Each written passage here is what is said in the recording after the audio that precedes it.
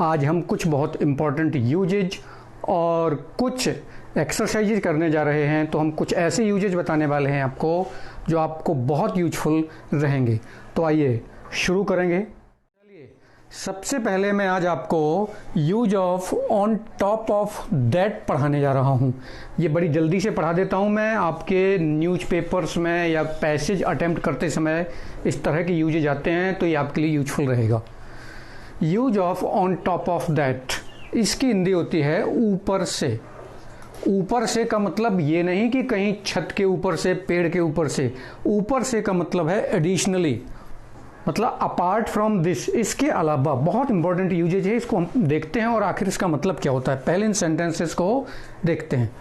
Look at these sentences, इन वाक्यों को देखें।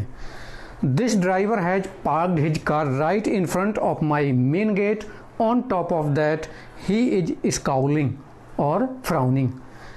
इस ड्राइवर ने अपनी कार मेरे गेट के ठीक सामने खड़ी कर दी है। ऊपर से तेवर दिखा रहा है, ऊपर से आंखें दिखा रहा है। तो ऑन टॉप ऑफ दैट मतलब क्या हुआ? ऊपर से। ऊपर से का क्या मतलब हुआ? Additionally, apart from this. एक तो ये गलती कर दी, ऊपर से ये दूसरा काम कर दिया।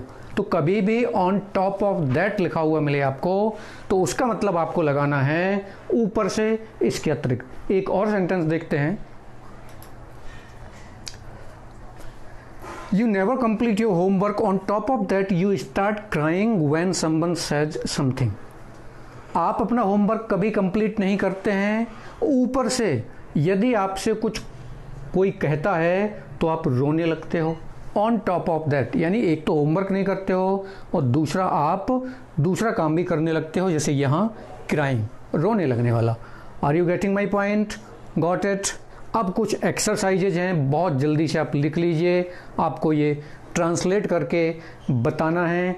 कल मैं आंसर्स बताऊंगा। अगर आप जल्दी से ट्रांसलेट कर लेंगे तो मेरे व्हाट्सएप नंबर पर भेज दीजिए। एक तो तुम समय से नहीं आते हो, ऊपर से गुस्सा होने लगते हो। तो ये on top of that, on top of that का एक बहुत इंपॉर्टेंट यूज़ था जो न्यूज़पेपर रीडिंग में या कोई एग्जाम में जब पैसेज आ जाता है तो उस समय ये आता है और उस समय सेंस निकालने के लिए, अर्थ निकालने के लिए बहुत ज़रूरी होता है। तो ये था आज के लिए एक यूज। अब एक और यूज मैं अगले 2 मिनट में बता देता हूँ, वो भी बहुत इंपॉर्टेंट है। नोटबुक और पेन सब रेडी रखें, ये अगला यूज आ रहा है। जल्दी से आप आ जाएं, बहुत जल्दी। फिर एक बार मैं फिर रिवाइज कर दूंगा बहुत जल्दी, इनको देख लेते हैं। That is second use is use of can't help और couldn't help. Use of can't help और कुडंट हेल्प, के बिना नहीं रह पाना या सकना। कैसे, किस तरह से? वह बात किए बिना नहीं रह सकते। She can't help talking. अगर किसी सेंटेंस में खासतौर से पैसेज रीडिंग करते समय आपको कैंट हेल्प वर्ब आईएनजी मिले तो आपको उसका अर्थ लगाना है के बिना नहीं रह सकना। अब जो भी वर्ब होगा उसका सेंस उसके अनुसार निकल आएगा। एक और एग्जाम्पल देख लेते हैं। वह पिए बगैर नहीं रह सकता है। He can not help drinking. एक और, हम हंसे बिना नहीं रह सके। अब यहाँ पर नोट करिए आप, सके, सकता है, ये प्रेजेंट है, ये पास्ट यानी काम इसमें हो चुका। तो कैन नॉट का पास्ट क्या होगा? कुड नॉट, उसको लगा देंगे। We could not help laughing या वी कुडंट हेल्प लाफिंग। एक और एग्जाम्पल, किशोर गाए बिना नहीं रह सके। किशोर गाए बिना नहीं रह सके। Kishor couldn't help singing. Past होगा कुडंट, प्रेजेंट होगा कैंट। स्ट्रक्चर क्या है? Very easy. Subject plus can't और couldn't plus help plus verb ING, that is called gerund.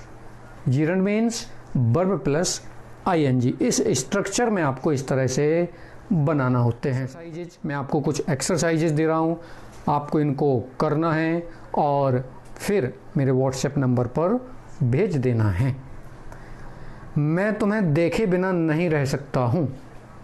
मैं तुम्हें देखे बिना नहीं रह सकता हूँ। बहुत जल्दी नोट कर लीजिए। बच्चे चॉकलेट खाए बिना नहीं रह सकते। या बच्चे चॉकलेट खाए बिना नहीं रह सकते हैं। सेकंड टॉपिक पर जाने वाले हैं, that is exercises based on tenses. कुछ इंपॉर्टेंट एक्सरसाइजेज करने जा रहे हैं हम, जो आपके बैंक एग्जाम्स, एसएससी एग्जाम्स या स्टेट लेवल के एग्जाम्स के अलावा बहुत से टीचर्स के एग्जाम्स होते हैं, उनके लिए भी यूजफुल रहेंगे। चलिए, error detection exercises for SSC, CGL, CHSL, state exams और state level exams based particularly on tenses.